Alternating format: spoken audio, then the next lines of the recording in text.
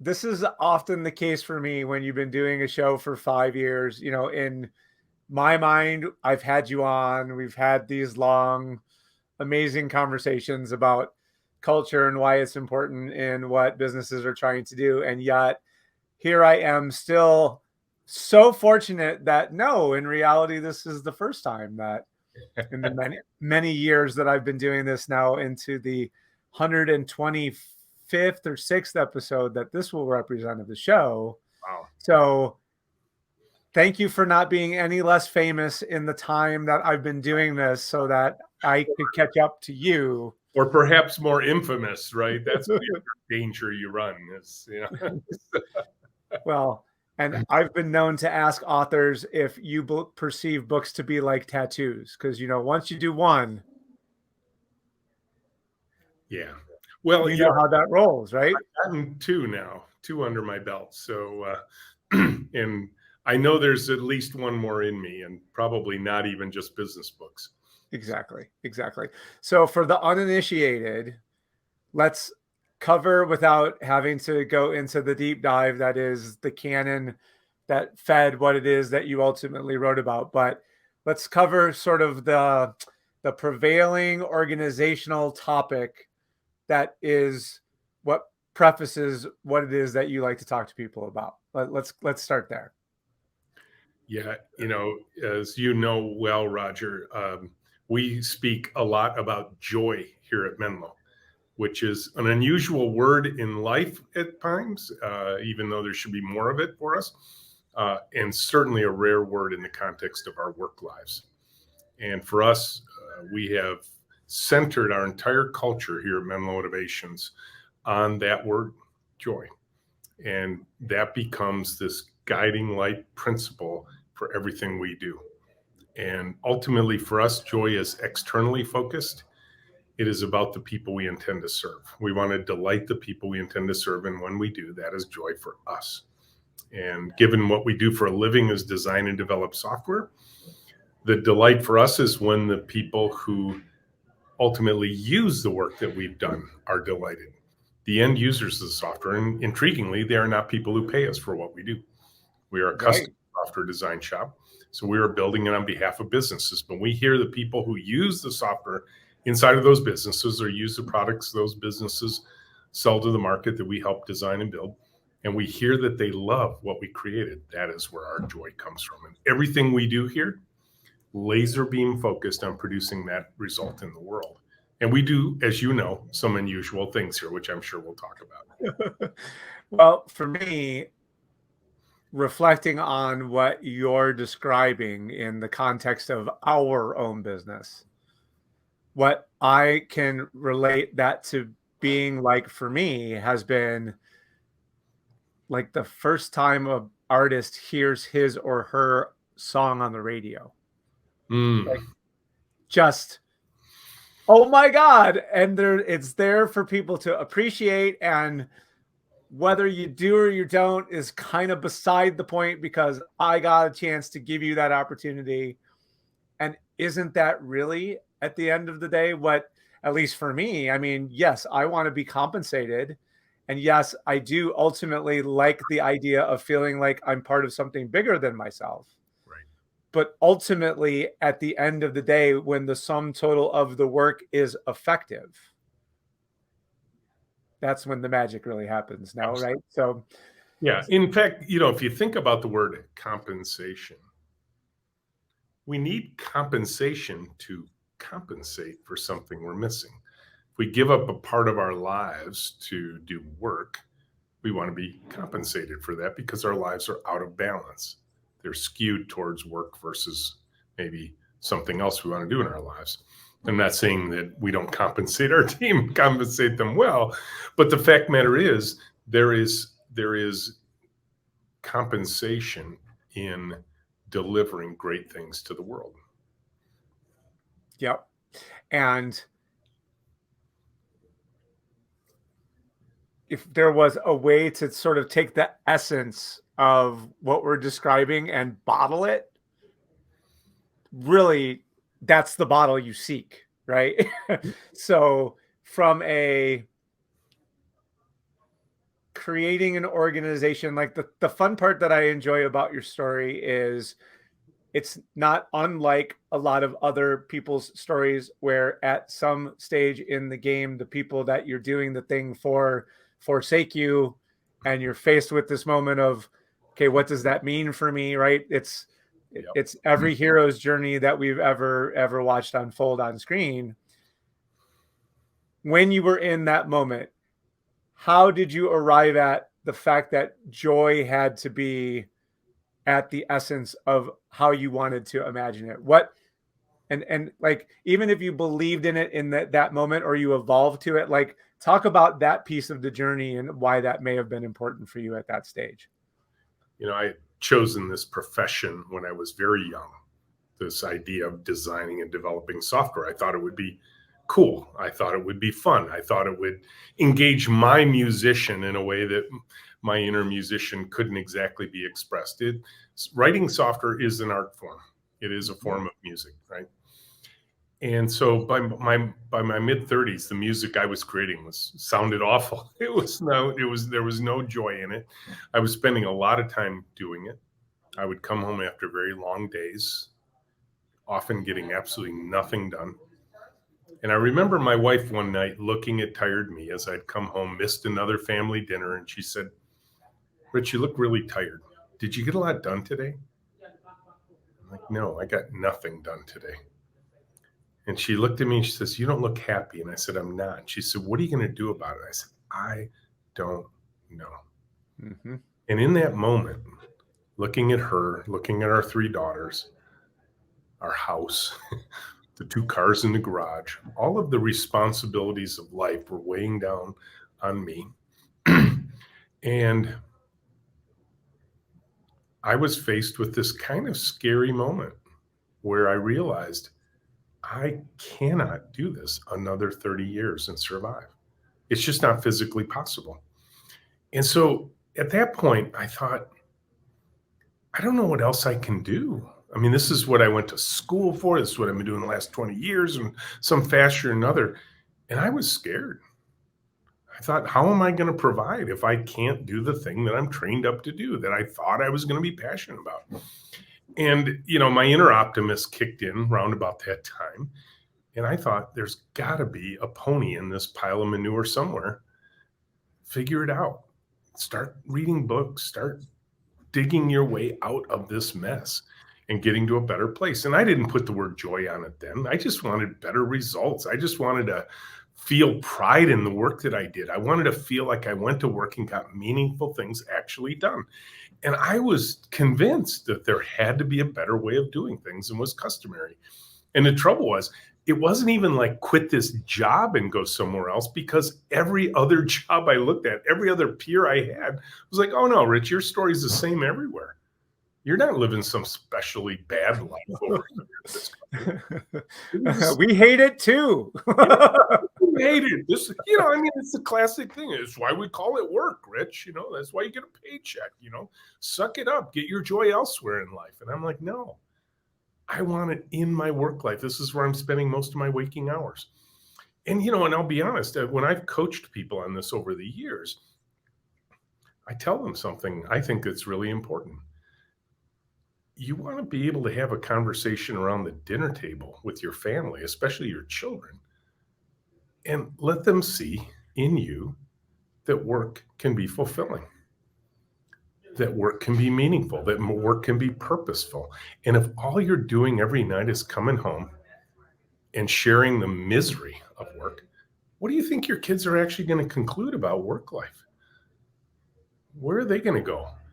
I mean, they're watching you. They're watching you as an example. You want to be that inspirational example to your kids around the dinner table. And it's really hard to do if you hate your job. Oh, and to think that you are daily imprinting the message to the people that are the closest to you, especially when you may wander off and put on your work suit and go down and try to be the inspiration to everyone else, that you're giving so much of yourself away that when you get home, you have nothing left to give.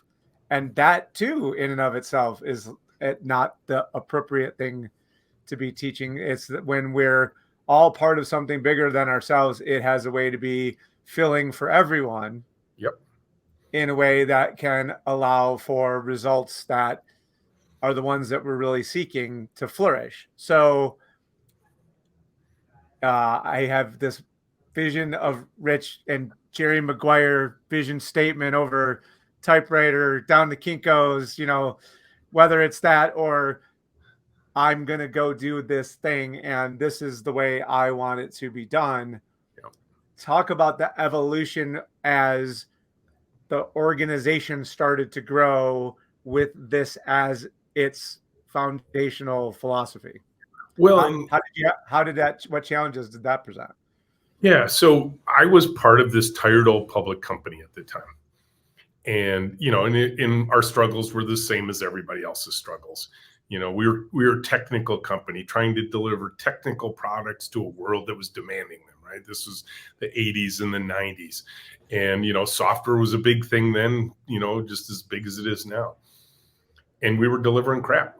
And we were delivering it late, and we were frustrating users. And I'm looking at this, and I'm starting to read books, but not on technology. I was reading books on teamwork and organizational design and that sort of thing. And ultimately, after a couple of years as VP of R&D at that public company, I made a big decision, a really big one. And it was kind of a click moment. I'd read a book, and it just spoke to me. And then I saw a video, and that video crystallized an image for me about what was possible. And I think all of the pain that preceded, all of the reading that preceded, all of the thinking that preceded crystallized in this one moment. And I started running towards change. And within 6 months, I transformed that tired old public company into something that looks a lot like Menlo does today. And I remember one of my programmers back at the time, and again, this was back when I was in the public company. And he looked at me, he goes, "I don't get it." I said, "What?" And he says, "You put everything on the line for this massive cultural shift." And he said, "At the beginning, there is no way you could have been confident that it would have worked." He said, "Where did you find the courage to do that?" And I looked at him, I said, "David, it was easy." And he said, "What? What do you mean it was easy?" He says, "You put your job, your title, your authority, your paycheck, your staff, you put everything on the line." I said, "David, you're looking at the worldly stuff. What was on the line was here." I said, "I can't do this another 20 years. So I wasn't running towards risk. I was running towards safety. What I was leaving behind me. I'm not sure he ever actually got that, but that was a crystallizing moment for me, because once you realize, when you cross that bridge, that you're running towards safety, guess what? You start running faster and faster and faster. And then in 2001, everything I had created, I'd gotten back to the joy in 2 years. It was all taken away. And I was out of work. And I think the joke I love to tell, my wife still kind of laughs at it, because she had tears in her eyes when I told her that I'd lost my job. And she said, she looked at me, she said, "You're unemployed?" I said, "No, honey, I'm an entrepreneur now." And, but that was the moment that I knew all of that pain, all of that reading, the 2 years of experience at that public company, they couldn't take away what I had learned in those 2 years. They could take away the paycheck, the stock options, the title, the office, the team, the building was gone, the parking spot didn't work anymore. All of that stuff gone, except what I had learned. And that became the basis for what we created when we started Menlo Innovations. And when a lot of people come here and they see what we've done at Menlo, they're like, "How did you think of this?" Like, "Oh, well, number one, let me tell you the 15 years of pain. Right. Let me tell you the 2-year return to joy, where we got to experiment like crazy to create this." And we started Menlo with all these things in place in 2001.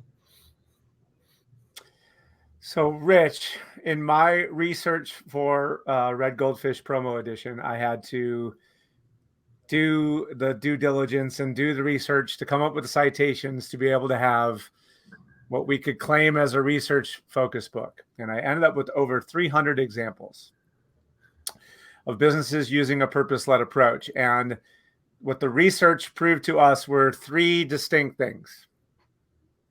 Just wondering if you've experienced any of these in your time since you started the company back prior to the Great Recession and now prior to the Great Resignation, which we're going to get into a little bit. But three things: record sales, loyal employees, and raving fans of customers who can't wait to refer them to other worthy clients simply by adopting a strategy that says, we're here to do something more than make the thing that we sell.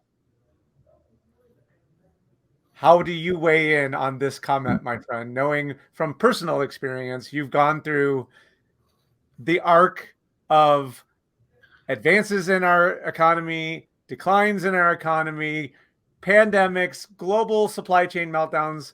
How do you come out on this topic? Well, I will say, if you told me in 2001 that, oh, by the way, coming up to a theater near you, 9/11, two wars, 2008, 2016, pandemic, Ukraine war, I don't know if I'd have the stomach for what we went through over the past 20 years. Right. We've been in business. We're on track now. This coming year, right now, we're on track to have our best year ever in 2022. We had it in 2019. We didn't have it in 2020. I can assure you, we climbed a steep mountain in 2021, and it looks like 2022 has a darn good chance of record sales. Loyal employees. We have lost 4 of our employees since the pandemic started. That is a very different story than many of my peers. Now, one of them had moved to Seattle already and decided he was going to find a local job there, but he worked for us for about 6 months after he moved there. One decided he just wanted to stay at home with his grown up, the kids he grew up with in New York State, and he found a remote first job so he could work in New York State. But we have not, and I don't want to be too bold or unhumble about this, we have not lost people to the Grand Resignation. And then, a lot of what we do is word of mouth based on just delivering great software to the world. But inside of all of this, and interestingly, one of our customers, I literally just left a lunchtime meeting with them, drove here from Colorado. His parents live in Ann Arbor, and he just wanted to come see it. He's never been here. He's read the books. He's been a customer of ours. He's never seen it. And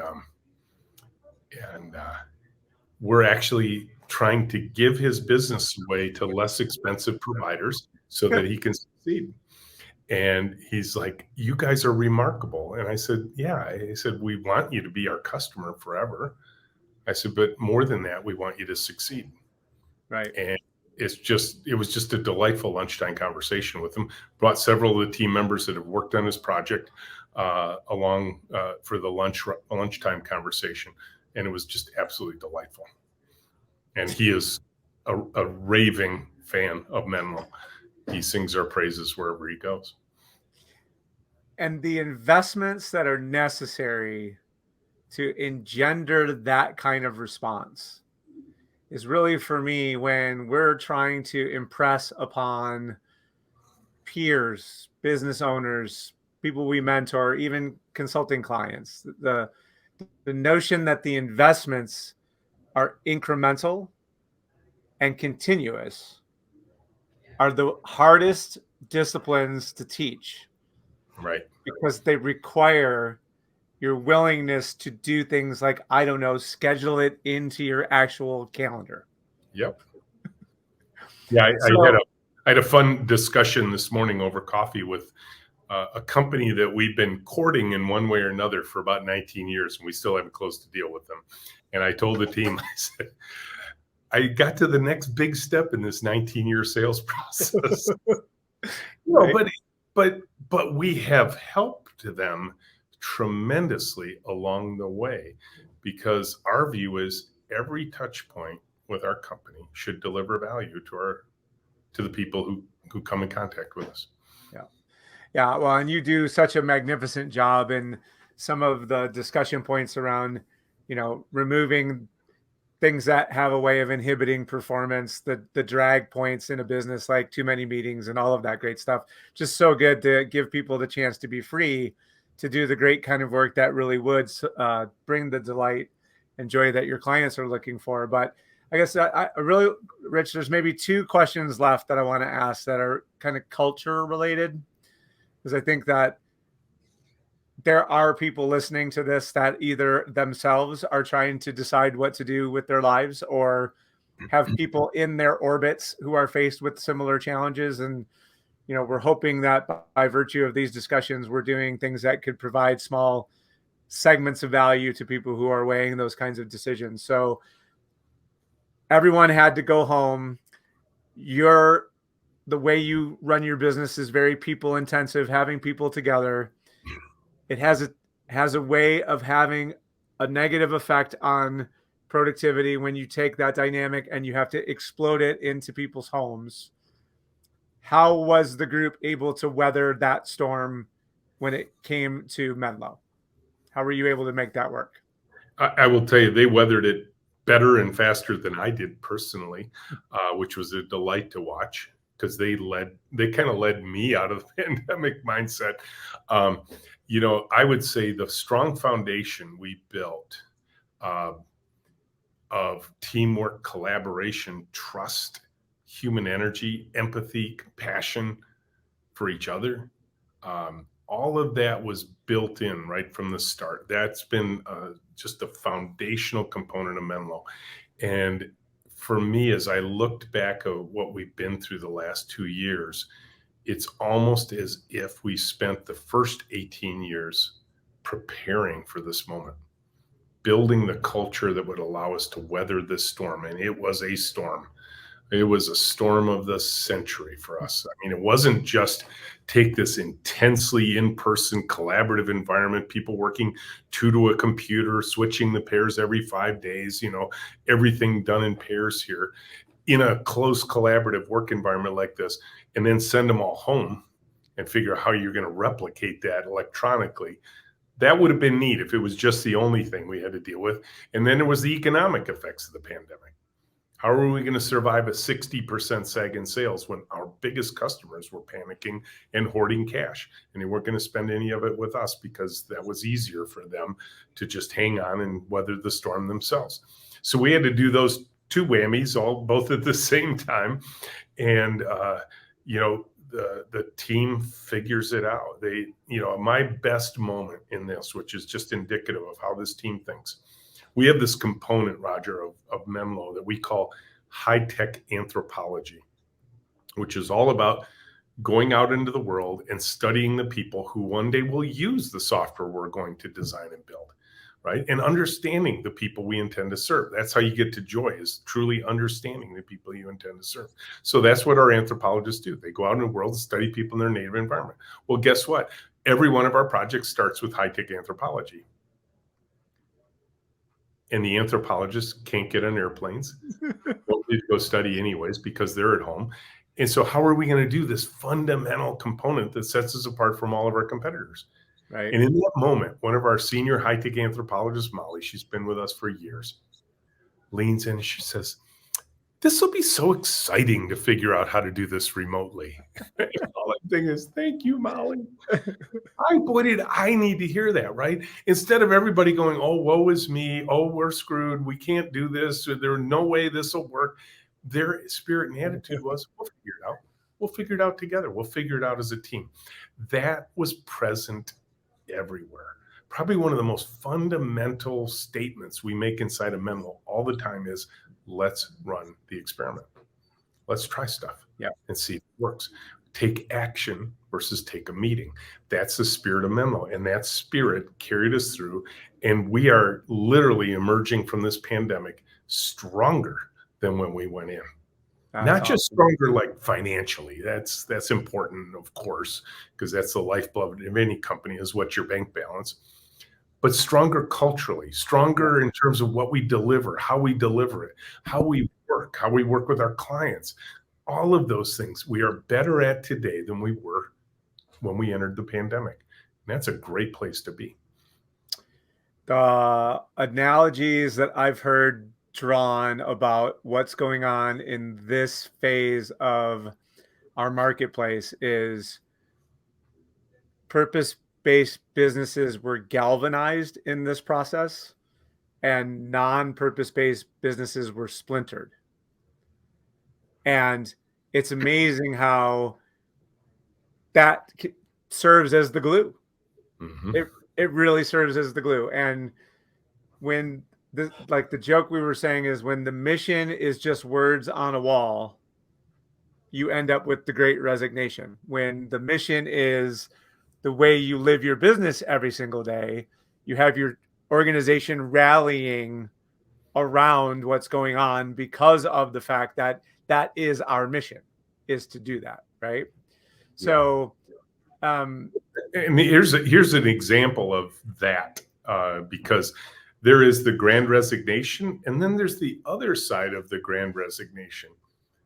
We've added 22 software developers to Menlo in the last year. Most of my peers are like, we can't find one to save our lives. right. We've hired 22.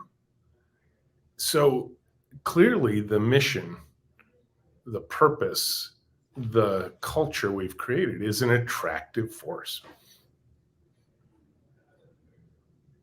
Yeah, no, that's so good.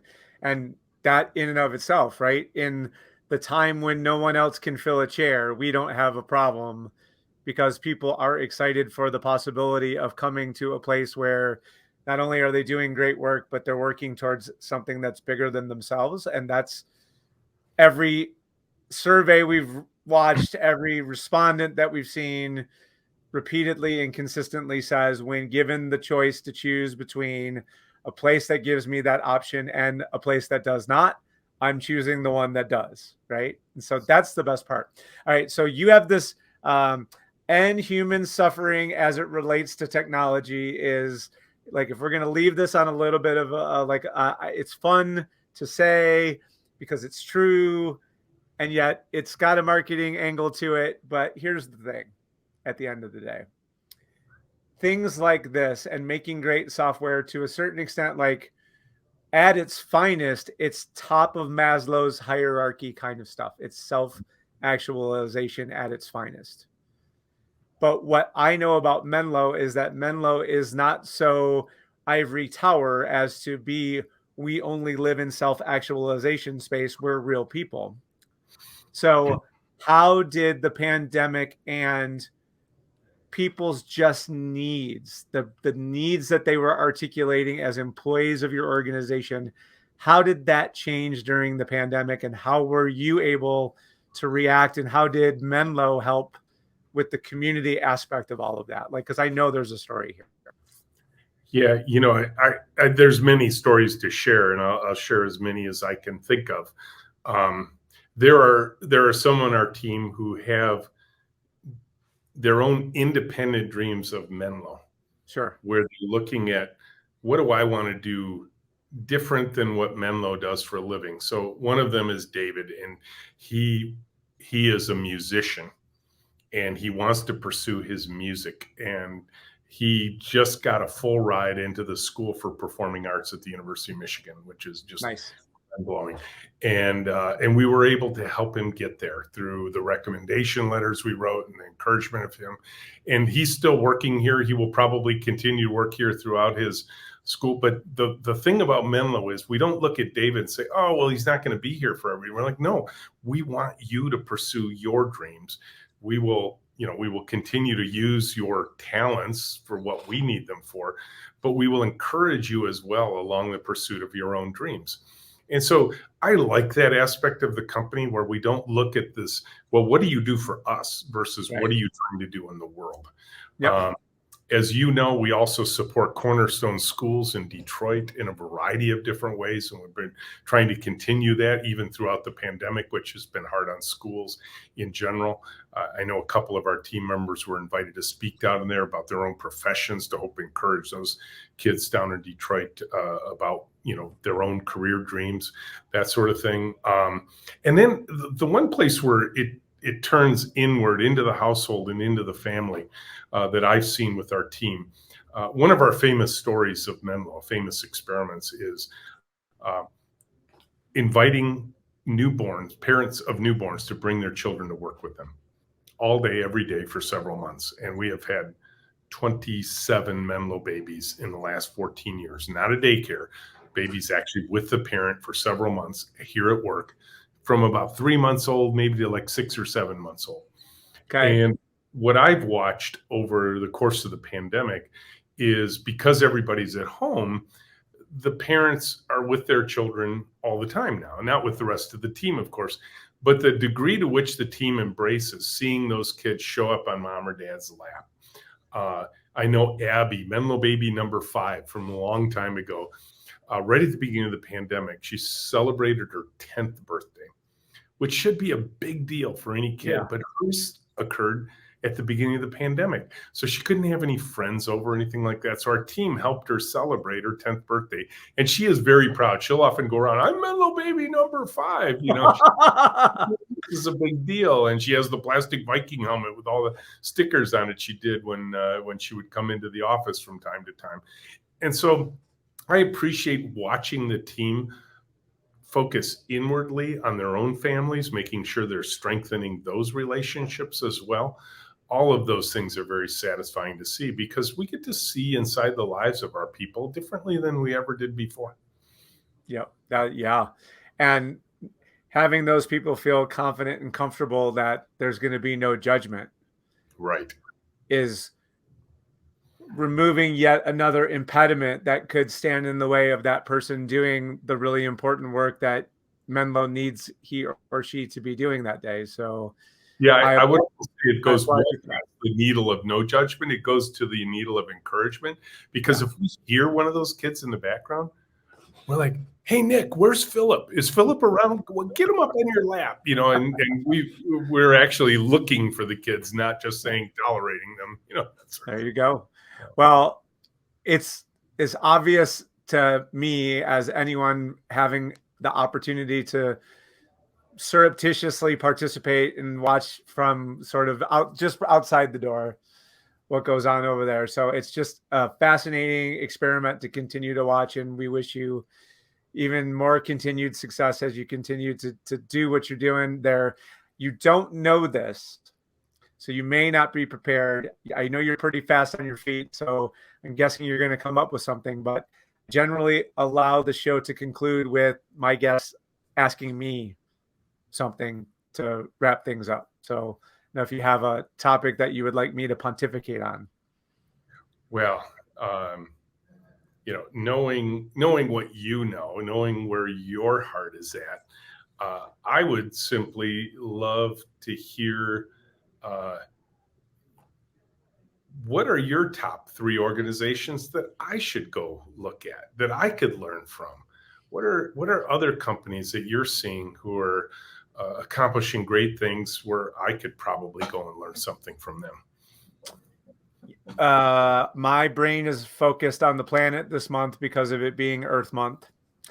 And we have a big push going on to help our clients and prospects realize that there are ways to diminish the amount of single-use plastic that your average business uses. So that leads me into a lot of analysis and due diligence around closed loop economy focused businesses. So, Rich, did you know that there would be a way for us to take wine bottles that were ordinarily going to be crushed and put into the dirt at the recycling center because glass is extraordinarily difficult to recycle, and to have it remade into corporate gifts? So you literally could take your own waste product and have it remade into things that you could give away to people, to be reminded of the fact that one of your corporate values is we don't like to put things in the waste stream. So there's a number of organizations that I'm studying, and some of them that I'm already working with, to help create that kind of closed loop environment in a corporate situation. Very cool. Where there's no need for any of the things that you ordinarily would throw away to actually enter the waste stream. And then there's this other company by the name of Terracycle that because the nature of recycling separation causes contamination for a lot of what gets into the municipal recycling stream, you can hire Terracycle and they will come in and place boxes in your facility that they then do all the separation. You don't have to worry about it. And they ensure that the contamination is as close to zero as possible. So I'm just fascinated by the That's awesome. ways that corporate entities can lessen their environmental impact if they choose to. Yeah. And, historically it's been onerous, expensive, time consuming. Capitalism recognizes a vacuum and comes up with ways to fill that vacuum. And it's doing it in really interesting ways. So those would be some of the places that I might point you to. Very cool. I love it. I will take a look at them. Thank you. And we will put links in the show notes so that anybody who's interested in what I'm talking about might have a chance to also visit what it is that we're talking about. Rich, thanks so much, man. I really appreciate you coming on. I really do. Thank you, Roger. Great to be with you today.